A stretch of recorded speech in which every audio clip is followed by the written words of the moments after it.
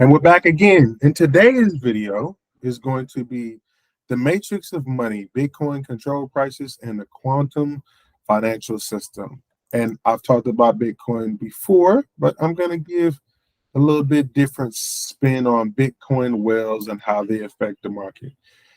And this article by Cointelegraph is how Bitcoin whales make a splash in the market and move prices. Are whales selling in this bear market? A deep dive on their on-chain data. It says deriving their names from the size of massive mammals swimming around the Earth's oceans, cryptocurrency whales refer to individuals and entities that hold large amounts of cryptocurrency.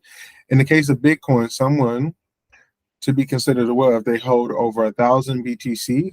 There are less than 2,500 of them out there. As Bitcoin addresses are anonymous, it is often difficult to assure who owns any wallet. While many associates term whales with some early adopters of Bitcoin, not all whales are the same. Indeed, there are several different categories. Exchanges, some of the mass adoption crypto exchanges have become some of the biggest whale wallets as they hold large amounts of crypto on their order books. Institutions and corporations under outgoing Microsoft software firm MicroStrategies has over 130 BTC. Other publicly traded companies such as Square, Tesla have bought up large hoards of Bitcoin. Countries like El Salvador have purchased a considerable amount of Bitcoin to add to their cash reserves, and their custodians like Grayscale that hold Bitcoin on behalf of the large investors. Many whales bought Bitcoin early when the price was much lower than today. The founders of cryptocurrency exchange Gemini, Cameron, and Tyler Wilson invested $11 million in Bitcoin in 2013 at $140 per coin, buying over 78,000 BTC. American venture capitalist Tim Draper bought 2,566 Bitcoin at $632 a piece at the United States Marshal Services auction. Digital Currency Group founder and CEO Barry Switzer attended the same auction and acquired 48,000 Bitcoin. Wrapped Bitcoin, currently over 236,000 Bitcoin is wrapped in WBTC ERC20 token. These BTC are mostly kept with custodians who maintain the one-on-one peg with Bitcoin. The mysterious unknown creator of Bitcoin deserves a category of his own. It's estimated that Satoshi has 1 million Bitcoin, although there is no single wallet that has 1 million Bitcoin. On-chain data shows that the first 1.8 billion BTC first created, 63% has never been spent, making Satoshi a billionaire. Centralization within a decentralized world. Critics of cryptocurrency ecosystem have said the whales make this space centralized, maybe even more criticized, centralized in the traditional financial markets, as Bloomberg reports claim that 2% of accounts control over 95% of Bitcoin. Estimated states that 1% of the world control 50% of the global wealth, which means inequity of wealth in Bitcoin is more prevalent in the traditional financial systems. An accusation that breaks the notion that Bitcoin could potentially break centralized harmonies. The charge of centralization in Bitcoin ecosystem has dire consequences that could potentially make the crypto market easy to manipulate. However, Glassnode shows that the numbers seem to be exaggerated and don't really take into account the nature of these accounts. There might be some degree of centralization, but there might be a function of free markets. The sell wall. Sometimes a whale puts a massive order to sell a chunk of their Bitcoin. They keep the price low, then sell in other courses. This causes volatility, resulting in general reduction of real-time prices of Bitcoin. This followed by the chain reaction where people panic and sell their Bitcoin at a cheaper price. The BCT price will only stabilize when whales pull their large sell orders. So now the price where the whales want it to be at so they can accumulate more coins at the desired price. This tactic is known as sell wall. This is the opposite tactic known as fear of missing out, FOMO. This is when whales put massive pressure on the market at higher prices than with current demand. which forces bidders to raise the price of their bids so they can sell to fill their buyers' orders. However, the tactic needs substantial amounts of capital that aren't required to put off and sell well. Watching the selling and buying patterns of whales sometimes can be a good indicator of price movements, and these websites such as WhaleMap, dedicated to tracking every metric of whales, Twitter accounts like Whale Alert, which have been a guide for Twitter users around the world to stay up to date on current movements. Let's see. Now, with all of that, right, this is where it gets very interesting. So basically, what they're saying in so many words is that the whales control the Bitcoin market. So when people ask why is it so unstable, it is because there are multiple things going around in the market. Starting from this, there's a book that begins with a powerful quote, and this book is The Battle for Control Over Bitcoin's Protocol Rule by Jonathan Beer. He's the head of research at BitMEX. All right, emphasizing the early days of Bitcoin, 2009 to 2012, when it was just a single software application. Back then, Bitcoin was primitive and basic with limited use. Its potential was not immediately apparent. To be interested in Bitcoin, one had to have imagination and envision its future development. There were two main camps that emerged in the Bitcoin community: those that saw Bitcoin as a new payment system and those that saw it as a new monetary system. The former aimed for Bitcoin to become a global currency, requiring significant changes to make it faster.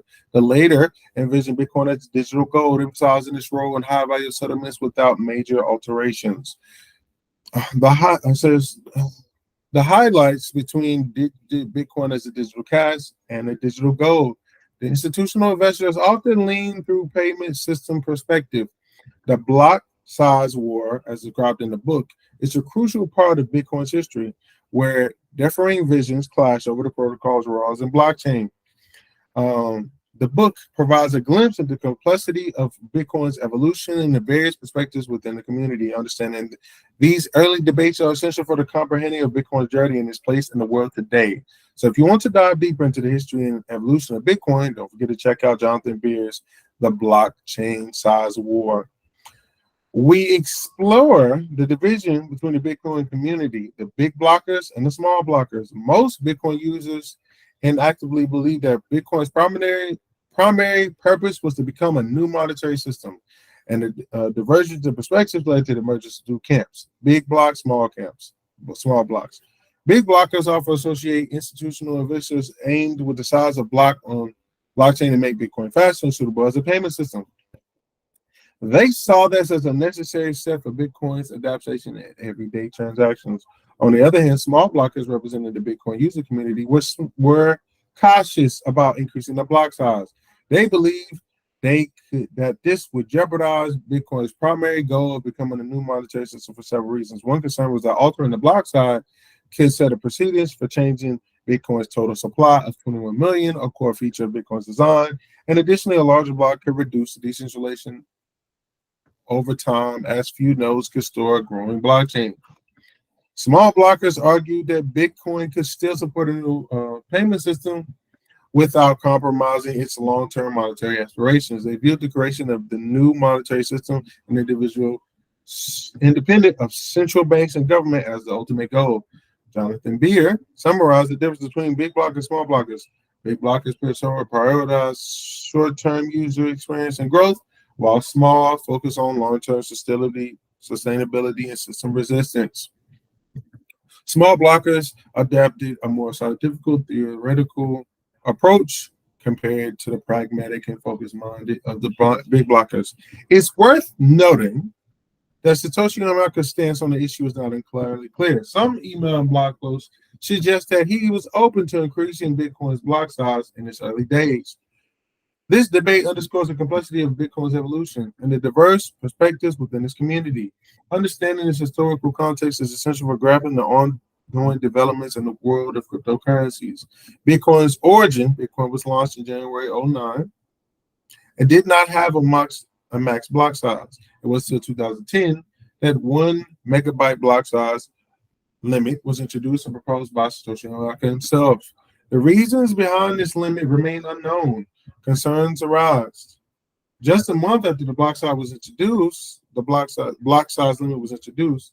An early Bitcoin developer, Jeffrey Gucker argued that the 1 megabyte limit needed to remove for Bitcoin to compete with faster services such as PayPal.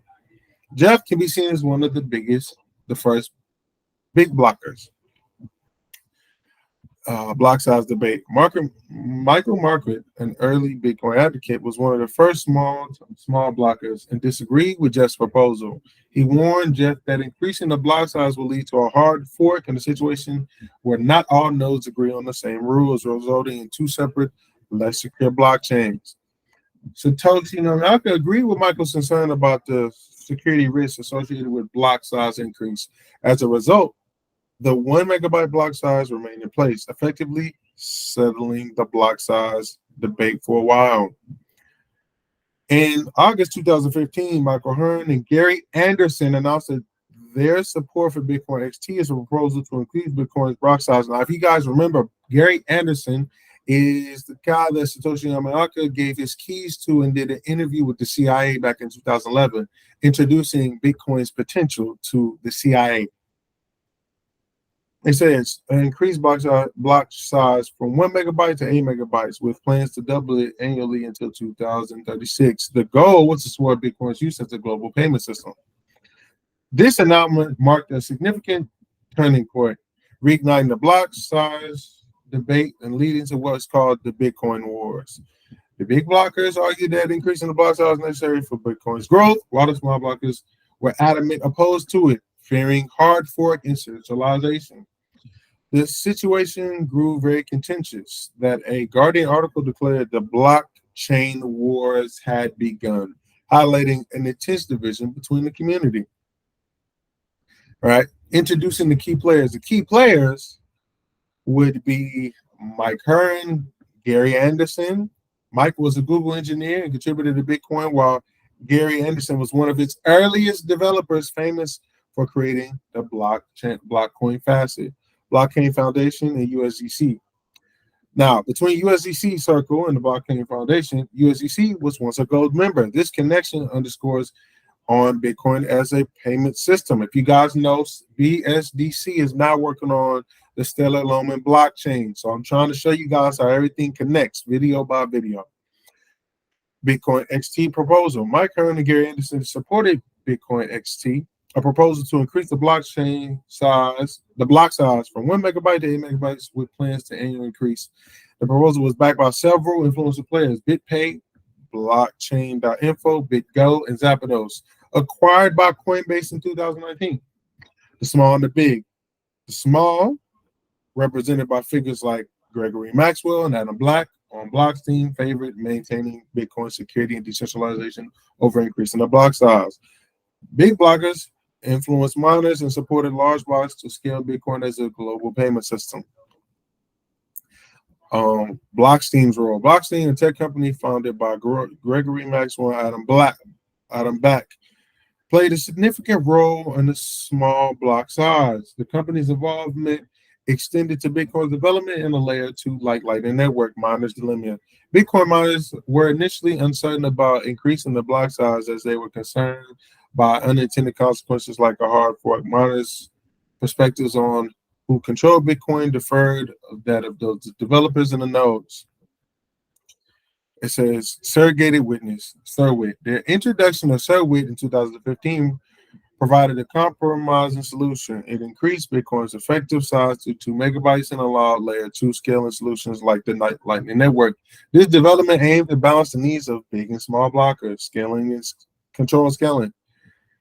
The Bitcoin wars were ultimately about control, and with institutional investors seeking influence on Bitcoin, while the Surwit appeared to be reasonable compromise, some big blockers remained unsatisfied as they sought control rather than just scaling.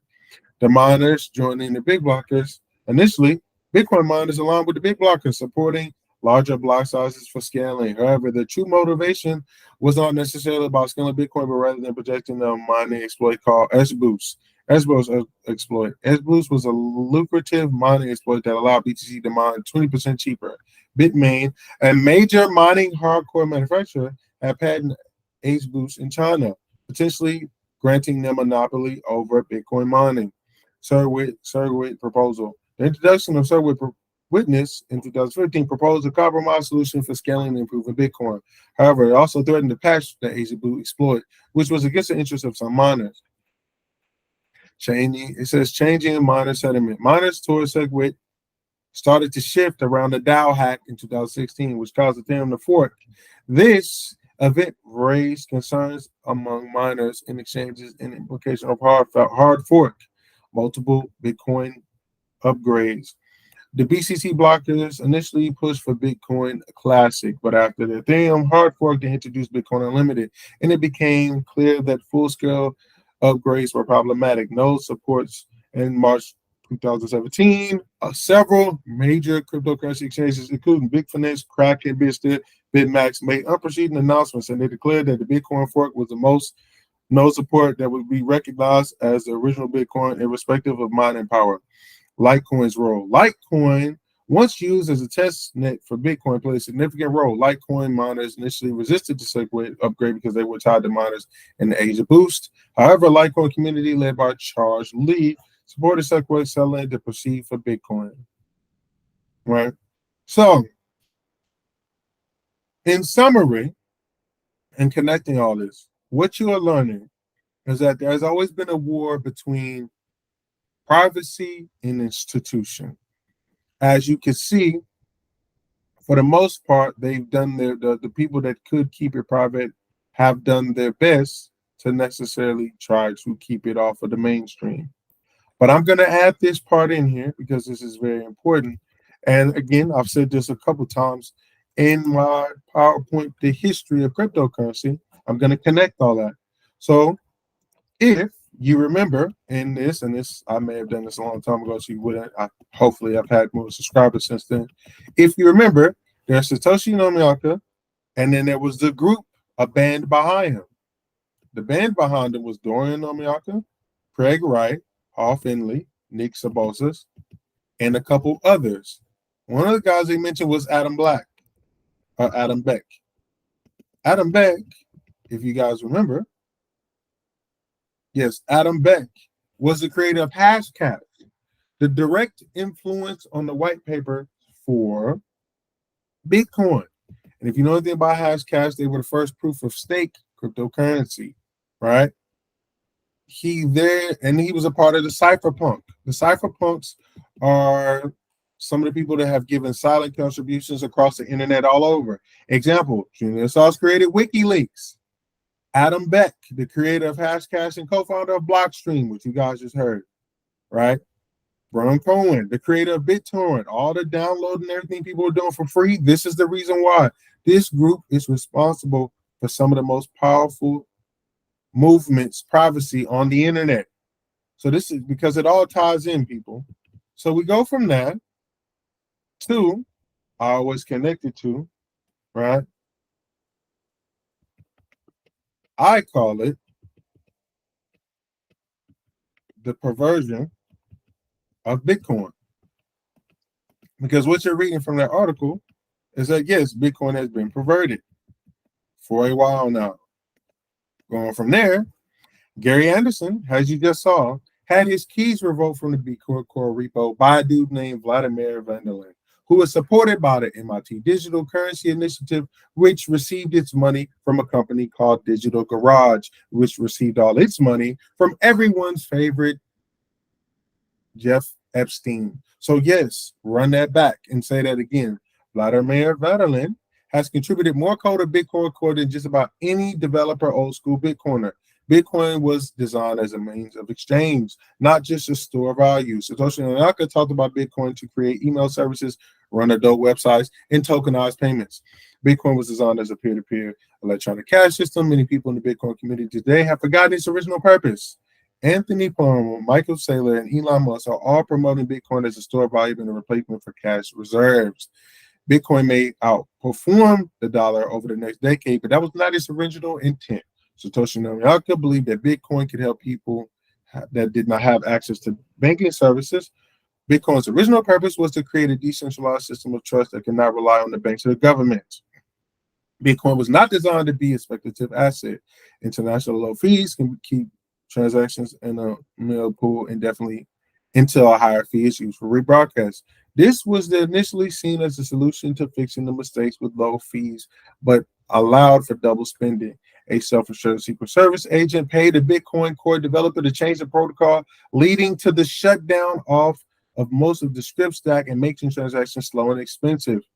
Now, you're hearing it from here. Gary Anderson gave his keys to a dude named Vladimir Vanderlin, who was supported by the MIT Digital Currency Initiative, who received their money from Digital Garage, who received all their money from Jeff Epstein. So the influencers, the institutions, and the powers that be have already infected the cryptocurrency. But I'm reading it again. In 2015, Blockstream was formed and looked for funding, received $55 million from Avex Insurance, a European financial institute with venture arms. And the CEO, AX, at the time, also was the president of the Bilderberg Group, a secretive group of central banking figures, CEOs, in major states. So this connects to the MIT Digital Currency Group, Digital Garage, which connects to Jeff Epstein, and connects to the Bilderberg Group, some of the most powerful financial people in the world. Pay attention, people, because most people, they're not going to tell you like this. They're going to try to speak in code and all this other weird stuff. So, I'm saying, hopefully this helps. The Blockstream has ties to other venture capital groups, such as the Digital Currency Group and the Blockchain Capital. For those that don't know, the Digital Currency Group owns Ripple, they own Coinbase, they own CoinDesk, they own majority, 99% of the cryptocurrency exchanges and lending Blockchain Capital. As a matter of fact, they just went bankrupt not too long ago. And all have close connections to MasterCard. These groups heavily influence the development of Bitcoin, steered towards its payment vehicle that benefit them financially. Lightning Labs Technology and Coinbase are also owned by the same group, leading to a wallet garden that benefits them financially under the guise of decentralized. Crypto users think they're revolutionaries and anti-bank, but they're actually using a control protocol used by paid developers and hosted by paid media. The Digital Currency Group, a venture capital group, owns 99% of the brands in the crypto space. I'm going to say that again. The Digital Currency Group owns 99% of the brands in the crypto space, including exchanges, wallets, developer groups, liquid providers, and they are a giant partner in MasterCard and are pulling the puppet strings of the entire crypto space. Some influencers are approached by hedge funds and offered money to promote their channels while being told what to talk about, thus being the gatekeepers from exposing certain information. I don't like to blast people, but BitBoy is a huge example, as you can see what's going on, and I'm not trying to bash him or disrespect him in any way. I hope he's blessed, and I hope things go well for him. We all have our trials and tribulations, things happen, but that's an example. Peter McCormick's podcast is an example of sponsored content where he talks about the same companies that are part of DCG. It is important to realize that sponsored content comes with certain narratives and biases. And let's go. It says influence markets involves hedge funds approaching influencers with money and promotions in exchange for the endorsement and adherence to certain talking points and restrictions. And some of the biggest influencers in the space may have received such offers, as we can see with FTX, when they were out here throwing all types of money like it was a foundation. And when they went down, everybody had to get the money. They got sued. Steph Curry, Logan Paul, Shaquille O'Neal, the FTX basketball stadium for Miami, Taylor Swift. These are examples, people. I'm trying to tell you why this happens. People ask the question all the time, why is this happening? Why is crypto not where it's supposed to be? Because you have the main powers that be are maneuvering through this space. Peter McCormick's podcast, What Bitcoin Did, is an example of sponsored content, with Kraken being one of the sponsors. This means that content may be biased towards sponsors' agendas and interests. When an influencer is sponsored, there are things that come with sponsorship, such as endorsing a specific product or talking points. This can be a compromise of integrity of that content. Kurt Warwick Jr. has a history of supporting the biggest blockchain implementation blockchain, starting with Bitcoin Classic and Bitcoin XT in 2015, then Bitcoin ABC in 2017, finally BSV. And BSV is the original version of Bitcoin, Satoshi version. That was his vision of being a small blocker that was not introduced to the powers that be. He connects with CoinGeek, which some would argue is the most biased towards BSV. However, he clarifies that his support for BSV is based on his belief in raising the blockchain limit to 128 megabytes, not because of his relation with CoinGeek. Visa and MasterCard are old technologies from the 70s, 80s that have not been integrated. Bitcoin is much faster, more efficient than Visa and MasterCard, and this threatens the empire. Money is power, and the measuring stick for power. Social engineering can make people think that you're the good guy, and you become the master of the universe. Bitcoin SV is the Bitcoin described in 2008 white paper peer-to-peer electronic cash system that solves the fee problem of transacting small casual payments on the internet. Craig Wright did not want to be a public person when Satoshi Nakamoto went away. He was doxxed by several media outlets when he came back. He believed that Bitcoin needs to scale on the chain and look like BSV today. But the view was rejected by the small blockers who controlled by MasterCard. And yes, I will throw this out here. As of today, September 9th, 2023, I've heard that the powers that be or institutions are buying up BSV as crazy as we speak. So people, this means pay attention because the powers that be are always working. The question is, what are you doing to counteract that? Craig reached out to a lead developer of Bitcoin Core, the head of Bitcoin Foundation, a cryptographer named Ian Gregg. Ian Gregg created the technology that makes Bitcoin possible. Ian Gregg computerized the old accounting principles and turned them into mathematical appliance to computer science. He is the Mathic code cryptographic ninja and an incredible theoretic cryptographer. Craig Wright reached out to him to provide him to prove he is Satoshi Nakamoto. Plan was to show himself important in Bitcoin space and then do a public signing meeting in BBC. Gary Anderson met with Craig and signed him, but he had his keys revoked from the Bitcoin repo by Vladimir Vladilin. Vladimir Vladilin has contributed the most code supported by MIT's Digital Currency Initiative, which was funding from Digital Garage, a company tied to Jeff Epstein. Jeff Epstein wanted to launder money and pay Bitcoin core developers for something with that protocol. Craig said Epstein is not that bad, and there are people doing much nastier stuff than him in the world. And emphasis on that, there are. I have no comment on that because I don't know all the details, and I try not to get stuff I don't know. But people would be surprised about what goes bump in the night and what happens when nobody's around. That's why I think it says in the Bible, you are who you are when nobody's around, because that's when you see your true character. Epstein was probably the largest human trafficker ever taken down in public, but it's not much discussed. Bitfinance, USTT, which is Tether, is a money laundering tool for criminals allowed to operate. And then connecting that, people, I connect all that to say that this connects to the Satoshi meetings, right? Which had a whole bunch of list of attendees in my old videos. I'll talk about that. Which connects to Gary Anderson, connects to Satoshi Nakamoto, breaks down to the Central Intelligence in Japan, which connects to other subtle exposes Bitcoin as an intelligence out. For years and years, Satoshi Nakamoto once left any person who identifies as a river who he is, claiming security reasons that reeked in intelligent tactics. Bitcoin advocates and true believers boost Bitcoin as an impenetrable, decentralized currency. Never considered that the command structures of the core development is totally centralized. A dude named Gavin Bell, Gary Anderson, is the public face of Bitcoin, who claims that after years and years of being a frontman, he never once met Satoshi or spoke to him on the phone.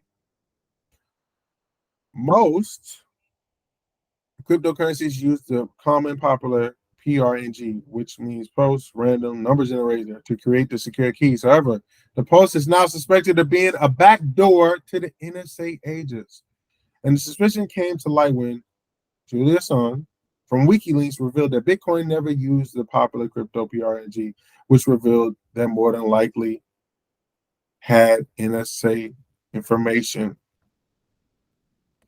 And then closing it out, Gary Bell involved in the Anderson. This is him talking about how he took a one fee of $3,000 to do an interview with the CIA and tell its worth.